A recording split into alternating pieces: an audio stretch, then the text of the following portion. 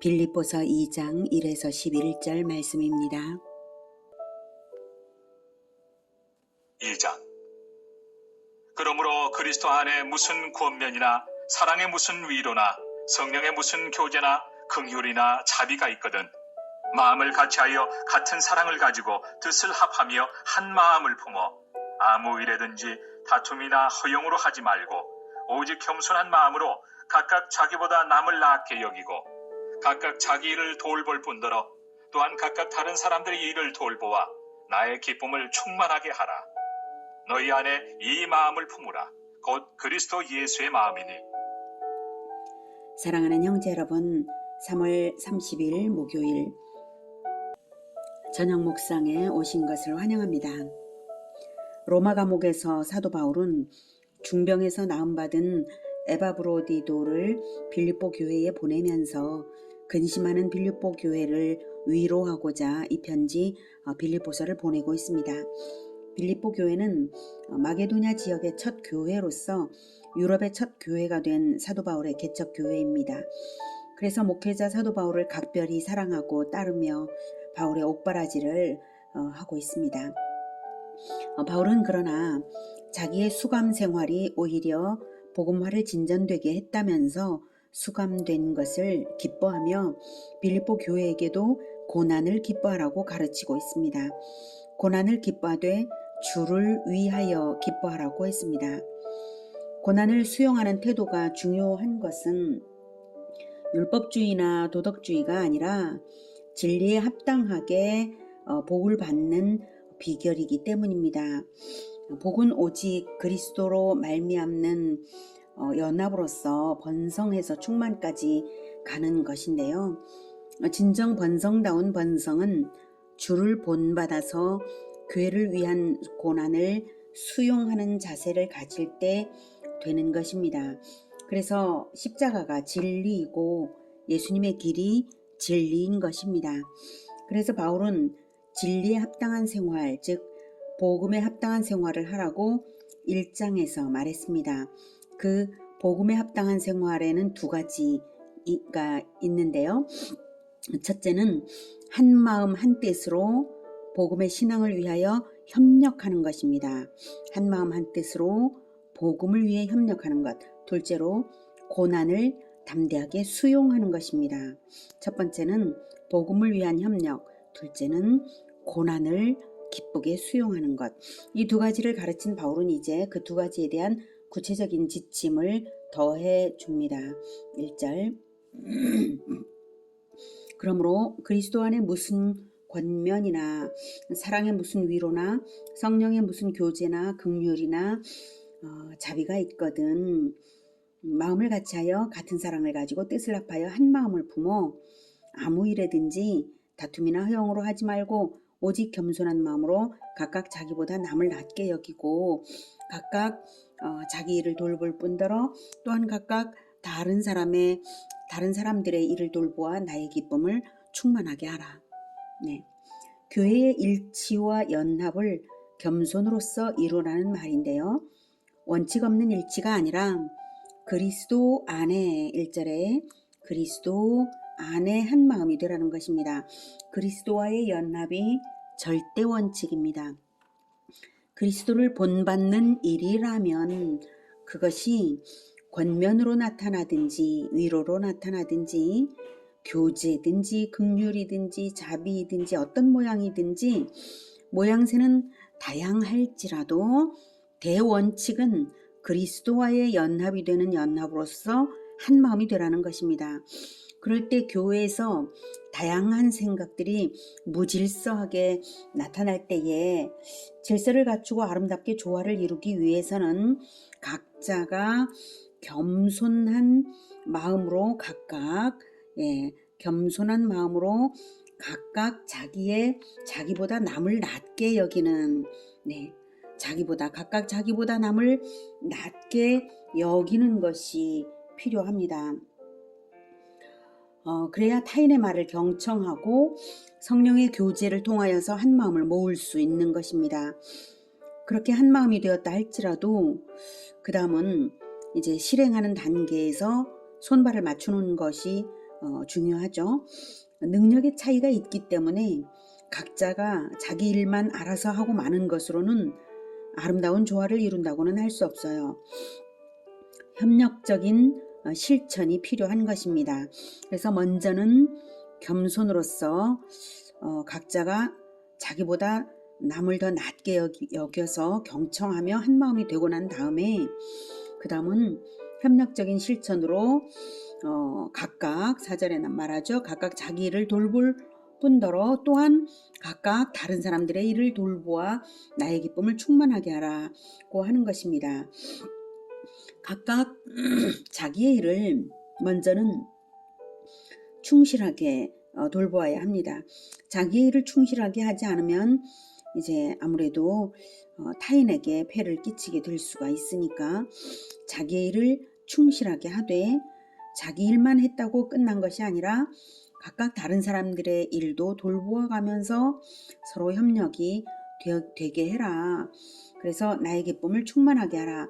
인데요, 이것은 바울의 이기적인 태도가 아니라 빌립보 교회가 그리스도와의 연합을 한다면 빌립보 교회가 그리스도와의 연합을 하는 그 핵심은 목회자인 바울과 연합하는 것이기 때문입니다. 그리스도와 연합된 바울이기에 그리스도의 기쁨과 하나님의 비전을 마음에 가득 품은 그런 바울이기에 빌립보 교회는 바울을 통하여서 그리스도의 기쁨을 확인할 수 있는 것입니다. 바울이 오직 복음화 제자화를 위하여서 고난까지도 기쁨으로 수용하는 그러한 바울이기 때문에 빌립보 교회가 올바르게 연합할 때 얼마나 바울의 기쁨이 되겠습니까? 그래서 빌립보 교회는 바울을 통하여서 그리스도의 기쁨을 확인해야 하는 것이죠. 그리고 이제 겸손의 모범을 바울이 제시합니다. 5절 너희 안에 이 마음을 품으라 곧 그리스도 예수의 마음이니. 그리스도 예수의 마음이 겸손의 마음이었기에 하나님과 연합되면서도 또한 죄인들과 연합되실 수 있었습니다. 겸손이 없었다면 아무리 거룩하다고 해도 겸손이 없었다면 땅에 내려와서 죄인들과 함께 살 수는 없을 거예요. 그리스도의 겸손이 어떤 것인지를 6절부터 듣겠습니다. 그는 근본 하나님의 본체시나 하나님과 동등됨을 취할 것으로 여기지 아니하시고 오히려 자기를 비워 종의 형체를 가지사 사람들과 같이 되셨고 사람의 모양으로 나타나사 자기를 낮추시고 죽기까지 복종하셨으니 곧 십자가에 죽으심이라.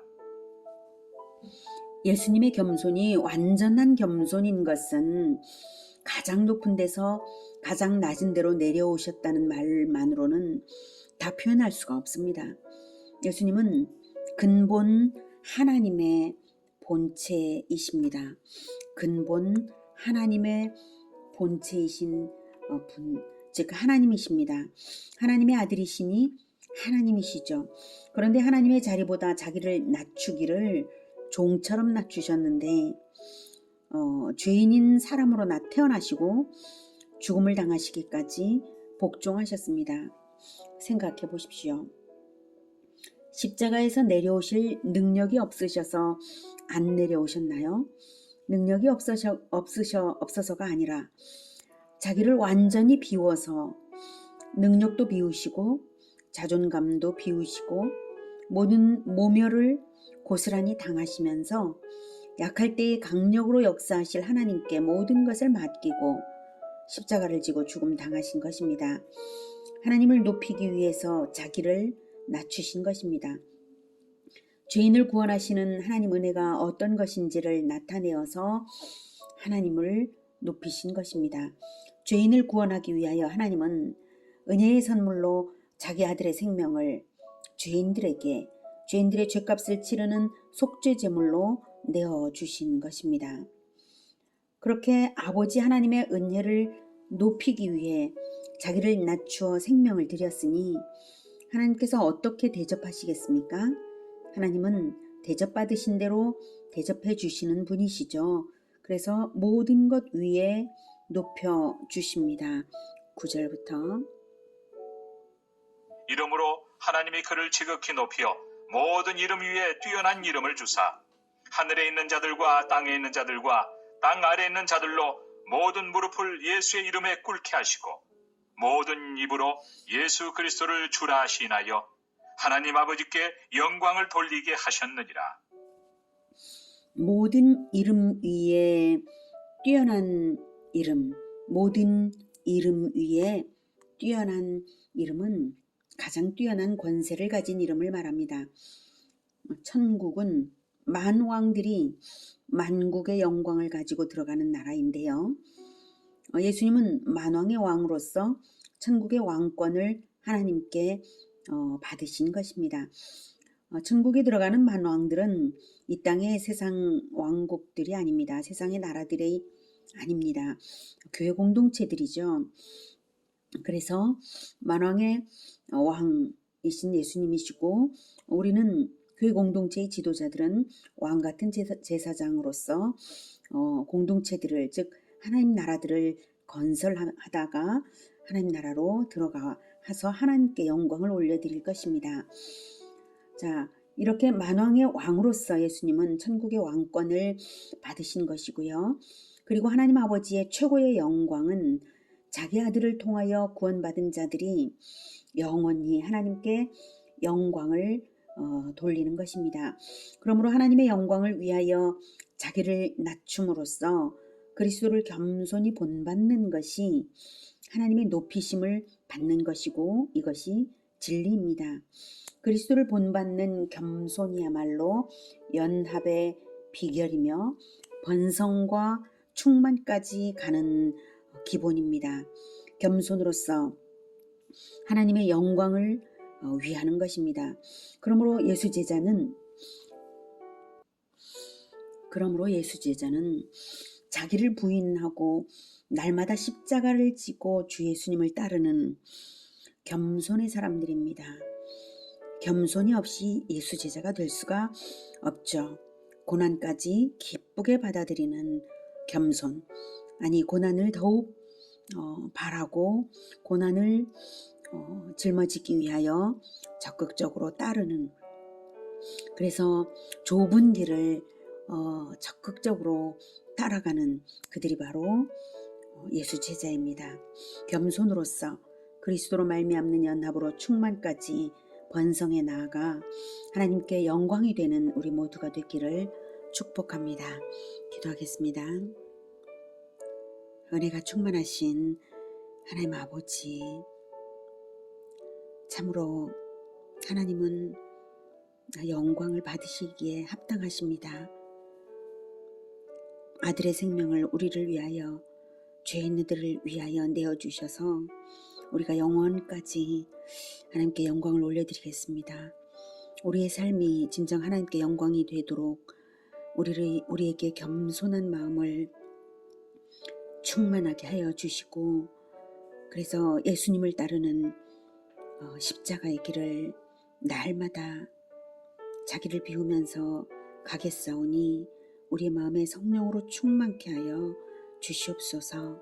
주님, 겸손의 왕이신 예수님을 우리에게 보내주셨으니 우리가 겸손히 따르며 끝까지 하나님의 영광을 위하여서만 살아가겠습니다. 예수님의 이름으로 기도드립니다. 아멘. 이어지는 시간은 개인 기도 시간입니다.